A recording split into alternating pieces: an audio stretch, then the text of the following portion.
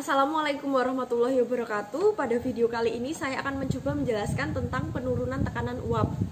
Di sini kan kita punya wadah tertutup. Jadi ada wadah tertutup yang sudah disediakan.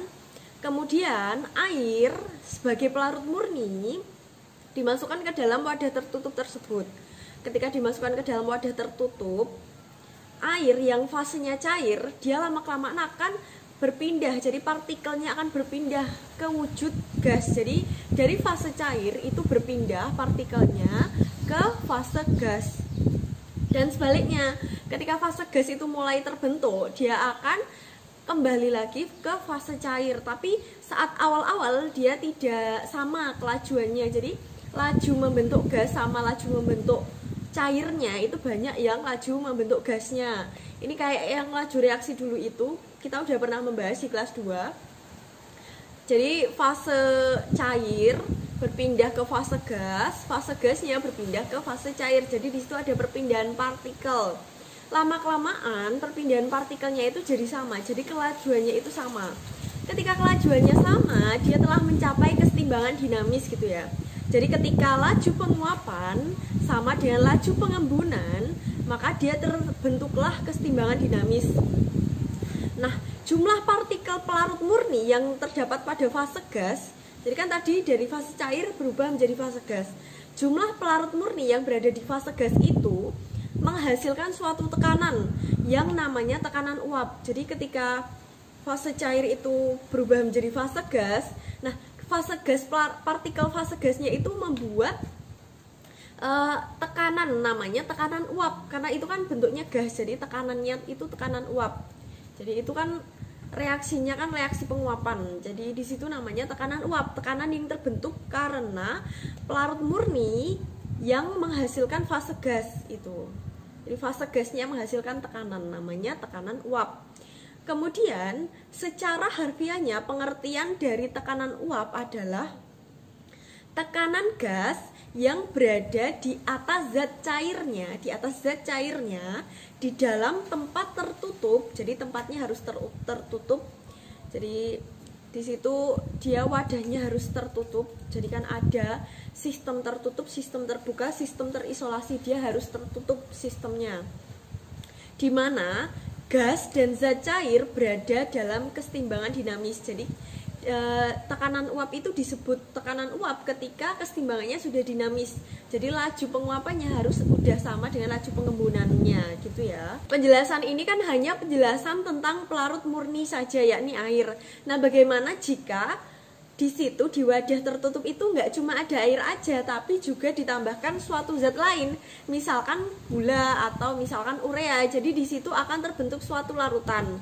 Jadi ada pelarutnya dan ada zat terlarutnya. Nanti apa yang akan terjadi? Kemarin kan kita udah pernah bahas tentang diagram PT. Jadi hasilnya itu kan akan terjadi penurunan tekanan uap. Jadi hasilnya itu terjadi penurunan tekanan uap. Penurunan tekanan uap dari pelarut murni menjadi larutan gitu kan. Terjadi penurunan. Nah, kenapa kok terjadi penurunan gitu? Kenapa kok terjadi penurunan? Ini yang akan kita bahas di video ini selanjutnya. Sebelumnya ada catatan dulu. Jadi yang akan kita bahas, zat terlarut yang dimasukkan itu kita ibaratkan dia itu non volatil saja zatnya. Jadi zatnya yang kita masukkan itu hanya zat yang non volatil. Kalau zatnya volatil itu nanti akan beda lagi pembahasannya. Jadi ini hanya berlaku untuk zat non volatil yang tidak mudah menguap. Jadi kita ibaratkan di situ tuh ada air. Kita masukkan urea atau gula gitu ya. Kita ibaratkan yang menguap nanti itu cuma air aja. Jadi gula sama ureanya tetap di bawah, tetap dalam fase cair gitu. Jadi nol, yang menguap itu nggak ada sama sekali gitu ya. Terus kita lihat percobaan berikut ini yang akan menghitung tekanan uap. Jadi di sini akan menghitung tekanan uap pada suhu 20 derajat Celcius. Yang pertama itu dihitung tekanan uapnya air dulu, pelarut murni dulu. Ketika dihitung menggunakan manometer, tekanan uap yang dihasilkan itu 17,54. Jadi partikel uap air yang terbentuk itu membuat tekanan uapnya menjadi 17,54 mm Hg. Kemudian kita coba ke zat lainnya. Jadi di situ dimasukkan gula sebanyak 0,01 mol.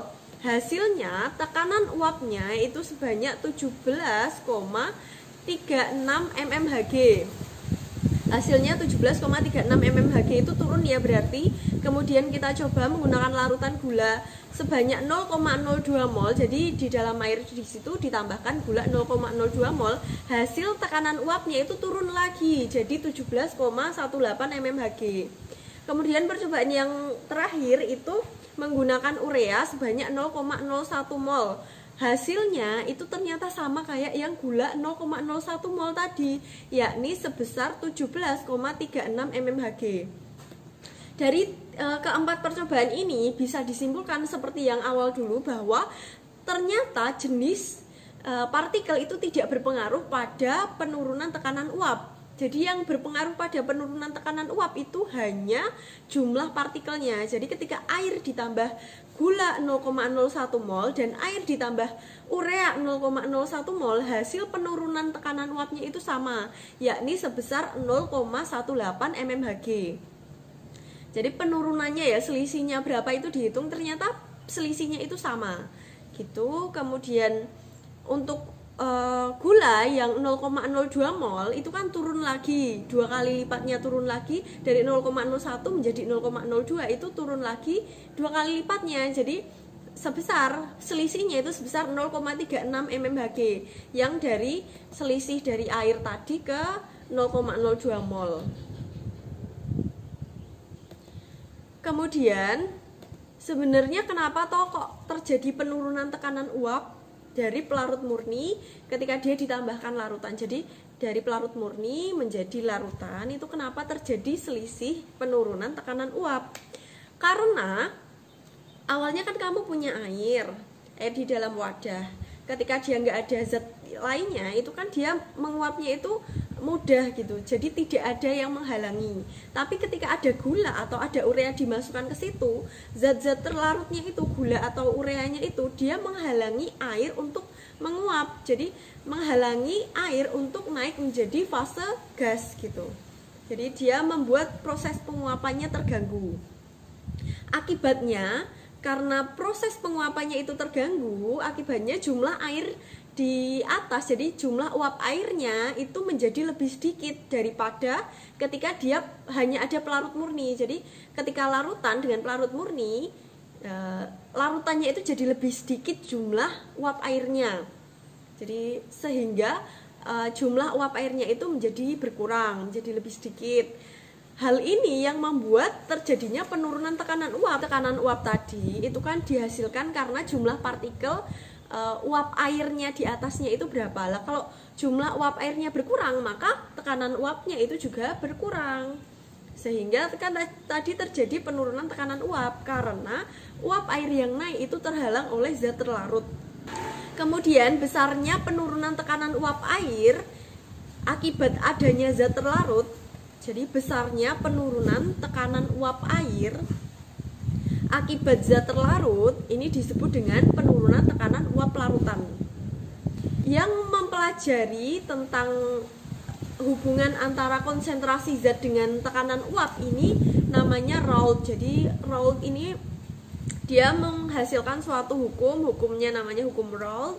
Hasil hukum Raoult-nya itu adalah P sama dengan P0 kali X pelarut, di mana P ini adalah tekanan uap larutan sama dengan P0. P0 ini tekanan uapnya pelarut murni dikali X pelarut atau fraksi mol pelarutnya. Dari sini didapatkan rumus baru yang lebih sederhana untuk menghitung penurunan tekanan uap, yakni delta P atau penurunan tekanan uap sama dengan P0 atau tekanan uap pelarut murni dikali X terlarut atau fraksi molnya terlarutnya. Sekian video dari saya, semoga bermanfaat. Wassalamualaikum warahmatullahi wabarakatuh. Maaf jika ada salah-salah kata, semoga bermanfaat.